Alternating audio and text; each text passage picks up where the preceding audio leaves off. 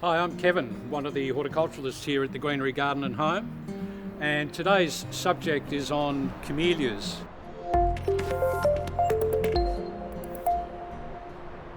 It's the start of the seasons, it's autumn, and it's the best time to be thinking about planting camellias into the garden.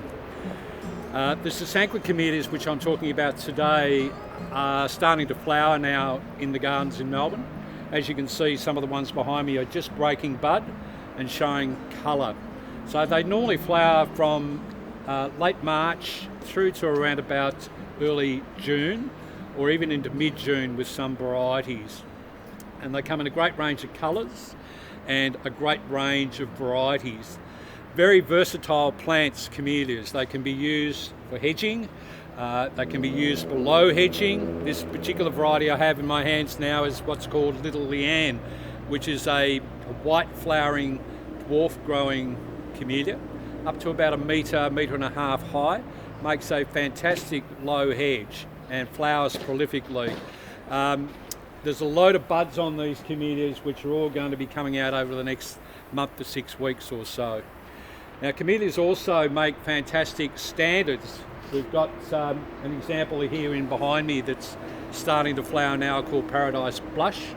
They're good in pots, they're good in the garden in sun or semi-shade, providing they're not dry and providing they're in a good soil. They're very, very durable plants.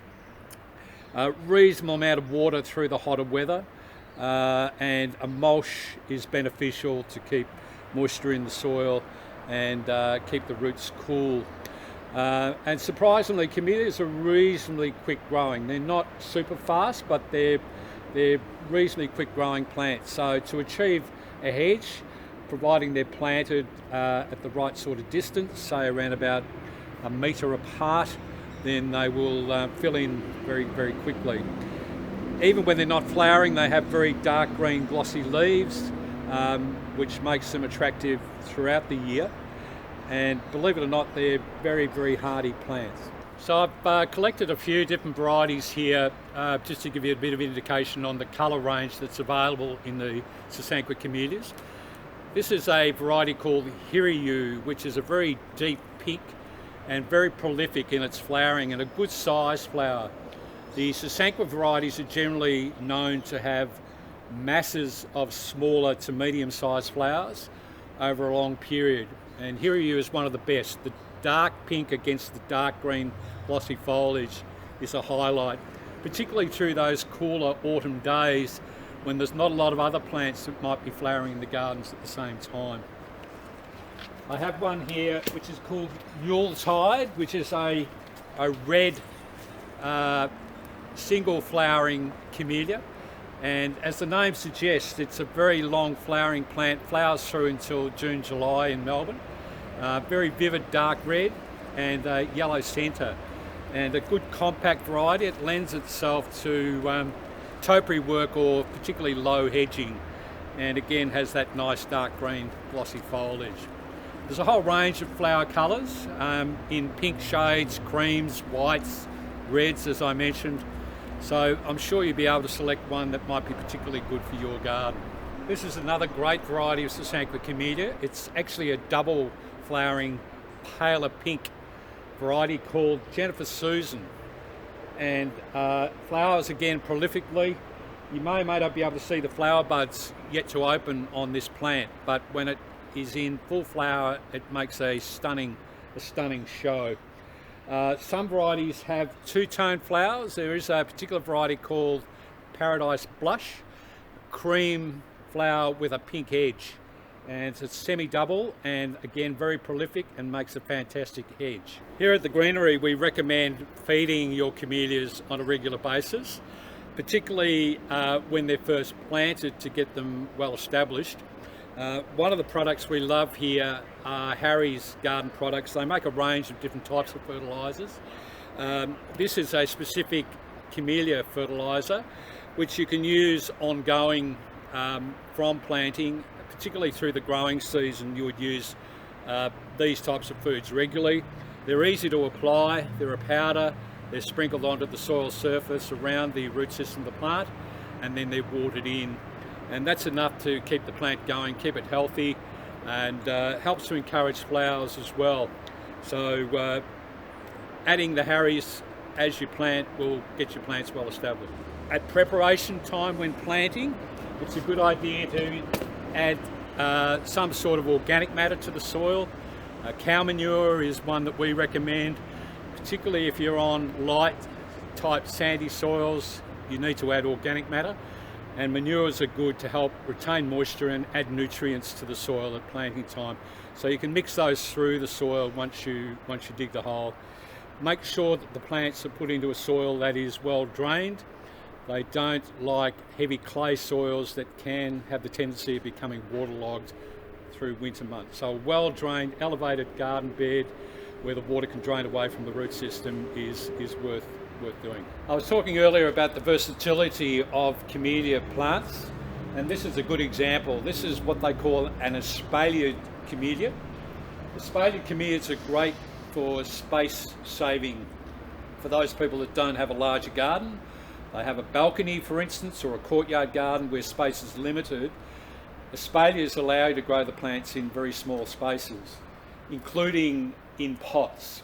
So this is a fairly large Espalier Camellia. This is Jennifer Susan, one of the varieties I mentioned earlier, double pale pink variety. You can see how many flowers are on it and the amount of buds that are yet to open. And you can imagine using this on a fence or against a wall where space might be limited. You've got vertical height, but you don't have a lot of horizontal width available. The Espalier plants lend themselves to growing in those areas. They look terrific. A little bit of pruning throughout the year to maintain the vertical growth. Any horizontal branches would be removed that are not needed, and then allow the plant to flower. In a pot, this needs to be maintained with plenty of water and regular feeding to keep the plant looking good. They come in various sizes as espaliered and established plants.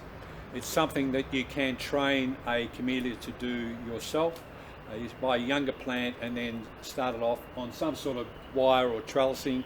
These are on timber trellis, and that gives the plant something to be tied back to, and they're just maintained to that sort of growth habit throughout the year.